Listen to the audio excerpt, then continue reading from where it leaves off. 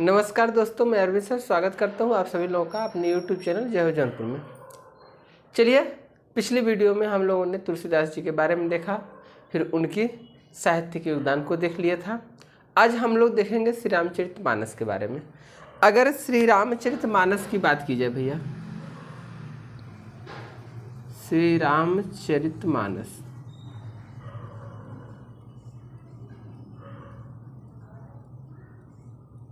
श्री रामचरितमानस, अगर श्री रामचरितमानस की बात की जाए तो श्री रामचरितमानस इनकी 5वीं रचना है। यह क्या है भैया? तुलसी की 5वीं रचना है।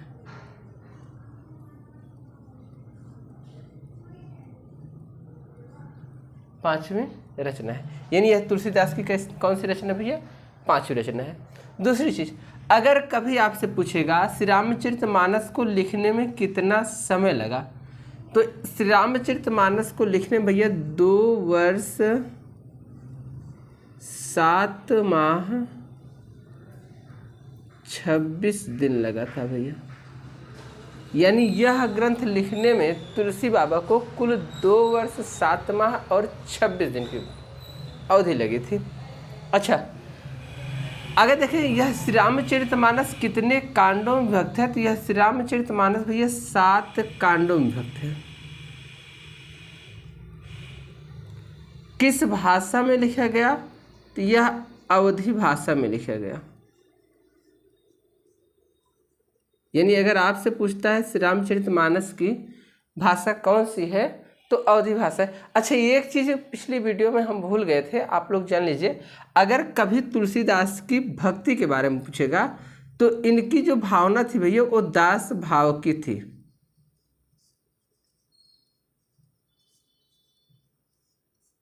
दास भाव की भक्ति थी। किसकी भैया? तुलसी बाबा की। तुलसी बाबा की भक्ति दास भाव की थी। इसे आप लोग ध्यान रखिएगा। पिछली वीडियो में शायद हमने बताए थे, भूल गए थे। ठीक। अच्छा, एक चीज, अवधी भाषा में लिखा गया भैया, इसमें अवधी भाषा का प्रयोग किया गया है। अच्छा, दूसरी चीज आप जानिएगा, अवधी भाषा में भैया, अगर अवधी भाषा की बात की जाए तो अवधी भाषा में भैया तालव्य, ये तालव्य मैंने जानबूझ के लिखा है, जबकि इस तालव्य का बोध यही करा देता है। इसको लिखने की ज़रूरत हमें नहीं थी, लेकिन हम आपको पहचानने के लिए लिख दिए भैया। तो तालव्य स का प्रयोग यहाँ पर नहीं किया गया है, यानी अवधी भाषा में तालव्य स का प्रयोग नहीं किया जाता है। इसे आप जानते रहिएगा। अगर अवधी भाषा में आपको शिव भी लिखना पड़ा तो भैया आप पूरे श्री रामचरितमानस को पढ़ डालेंगे, शिव इसी रूप में मिलेगा, यानी यह अवधी भाषा का शब्द है। ठीक। अच्छा, यह कितने कांडों में विभक्त था भैया? तो 7 कांडों में विभक्त था। और इसके 7 कांड होते कौन कौन से हैं? ठीक। तो अगर 7 कांडों की बात की जाए तो इसका पहला कांड होता है भैया बाल कांड। बाल कांड। ठीक। दूसरा होता भैया अयोध्या कांड।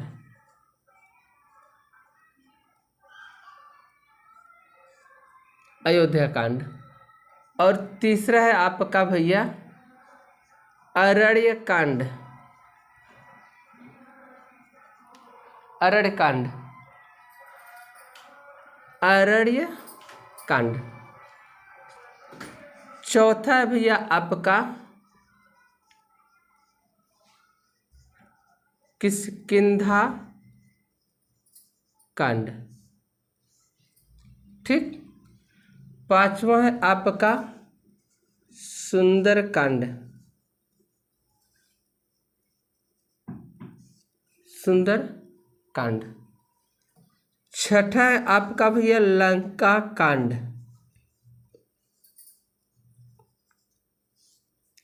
लंका कांड।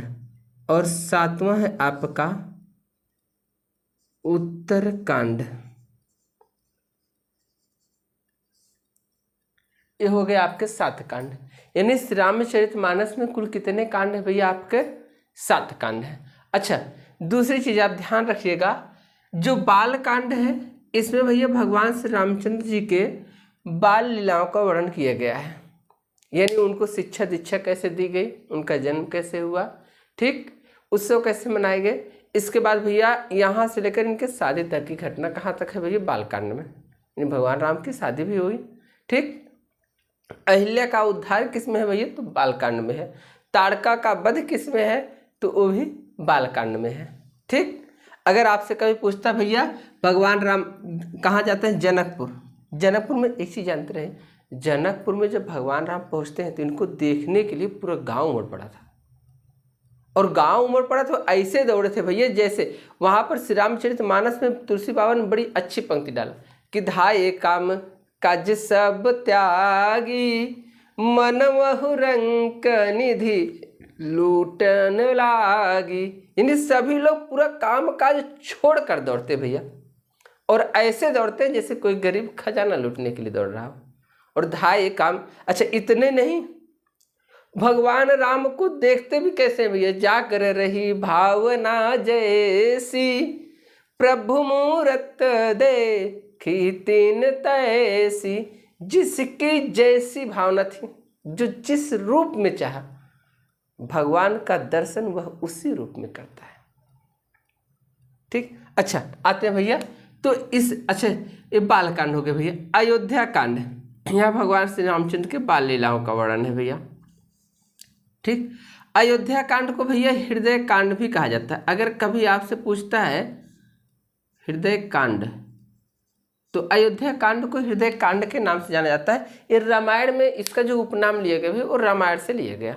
रामायण किसने लिखा था, तो वाल्मीकि जी ने लिखा था। यह संस्कृत भाषा का ग्रंथ है, ठीक। अच्छा इसके बाद भैया अरण्य कांड। अरण्य कांड का, अरण्य का अर्थ होता है भैया जंगल, यानी भगवान राम कहाँ जाते हैं भैया, जंगल में जाते हैं। अयोध्या कांड में होता क्या भैया, जब इनके पिताजी की मृत्यु हो जाती है, दशरथ जी की मृत्यु हो जाती है भैया, तो वहाँ आपका अयोध्या कांड समाप्त होता है, ठीक। दशरथ जी की मृत्यु हो जाती है, कहते हैं सो कभी कल सब रोवहि रानी, रूपशील बल तेज बखानी, करहि बिलाप अनेक प्रकारा, परहि भूमि तल बारहि बारा। अब कमेंट जरूर करिएगा किस धुन पे मैंने कह दिया, ठीक। अच्छा अब भैया ये जंगल में भगवान राम जाते हैं, और यहाँ क्या होता है भैया, यहीं पर सीता जी का हरण भी होता है, ठीक। अच्छा सीता जी का हरण होता है भैया, जटायु की मृत्यु भी होती है, ठीक। आप सभी लोग जानते हैं। अब जटायु की मृत्यु के बाद किष्किंधा कांड शुरू होता है, ठीक। जटायु जी की मृत्यु होती है भैया, गीध देह तजी धरि हरि रूपा, भूषण बहुपट पित अनुपा, श्यामल गात विशाल भुज चारी, स्तुति करत नयन भरी बारी, स्तुति करत नयन भरी बारी। तो यहाँ भैया अरण्य कांड आपका समाप्त हो जाता है। इसके बाद भैया किष्किंधा कांड, जानते हैं किष्किंधा पर्वत है भैया, किष्किंधा,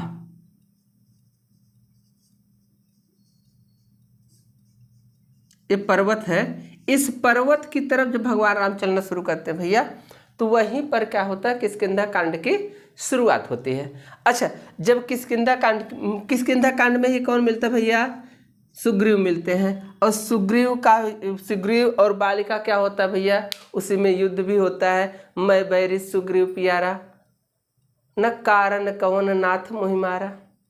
यानी बाली बलशाली तो था, भगवान राम उसको छोरी से मारते भैया, ओट वृक्ष की ओट से।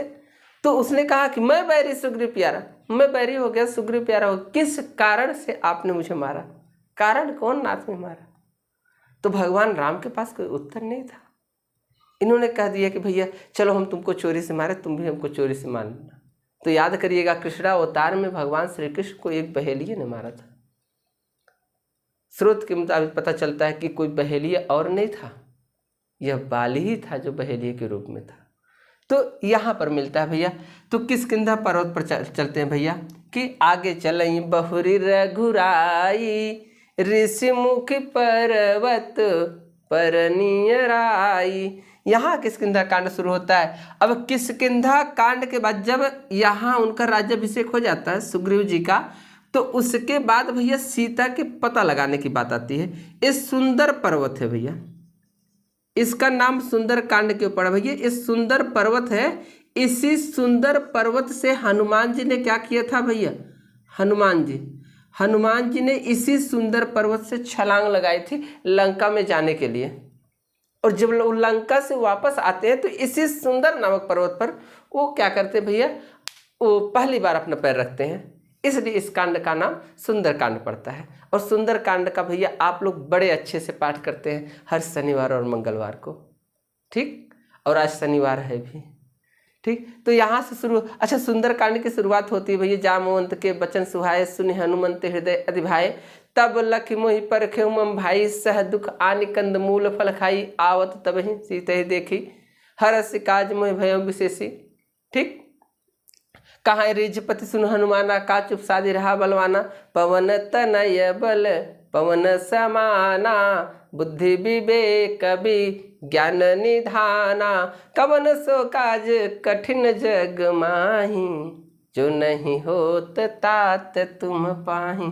तो यहाँ से शुरू होता भैया सुंदर कांड। अच्छा, हनुमान जी पता लगा के आते हैं समुद्र सेतु निर्माण से आपका लंका कांड। अच्छा, लंका कांड में भैया भगवान राम को प्रारंभ में ही समुद्र के ऊपर भी क्रोध आ जाता है। विनय न मानत जलध जल गए 3 दिन बीत, बोले राम सकोप तब भय बिन होत न प्रीत।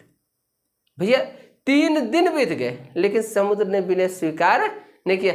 तब रामचंद्र जी को क्रोध आता, कहते बिना भय का प्रेम नहीं। अगर प्रेम है तो उसमें भी थोड़ा भय जरूरी है। अच्छा, लंका कांड को भी भैया युद्ध कांड के नाम से जाना जाता है, युद्ध कांड के नाम से। अच्छा, इसके बाद भैया क्या है? उत्तरकांड। उत्तरकांड को भैया ज्ञान कांड के नाम से जाना जाता है।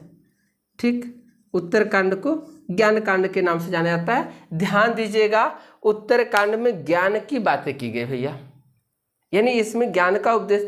कभी समय मिलेगा तो मैं एक वीडियो आपको जरूर श्री रामचरितमानस में जो अच्छी चीज़ें, जो अद्भुत चीज़ें कह दी बाबा जी ने, तुलसी बाबा ने, तो उसे मैं लेकर जरूर प्रस्तुत होऊंगा। समय मिलेगा तो आएंगे जरूर उसको लेकर के। तो ये ज्ञान कांड की बात की गई भैया। इसमें ज्ञान की काकभूषुंडी जी और गरुड़ जी का संवाद है ना। इसमें भगवान राम जब भैया अयोध्या वापस आ जाते हैं तो काकभूषुंडी जी और गरुड़ जी क्या करते हैं? आपस में संवाद करते हैं, उसी का वर्णन इसमें किया गया है। इसमें कलयुग के बारे में भी काफ़ी चीज़ें बताई गई हैं। ठीक, तो ये आपका श्री रामचरितमानस था भैया। तो इसके बारे में एक बार आप जरूर देखिएगा और समय मिले तो श्री रामचरितमानस का पाठ जिंदगी में तो एक बार जरूर कर लीजिएगा। ठीक, तो आज बस इतना ही। वीडियो अच्छी लगे तो लाइक और शेयर जरूर करिएगा, सब्सक्राइब करिएगा भैया। बाकी सभी लोगों को सहृदय धन्यवाद।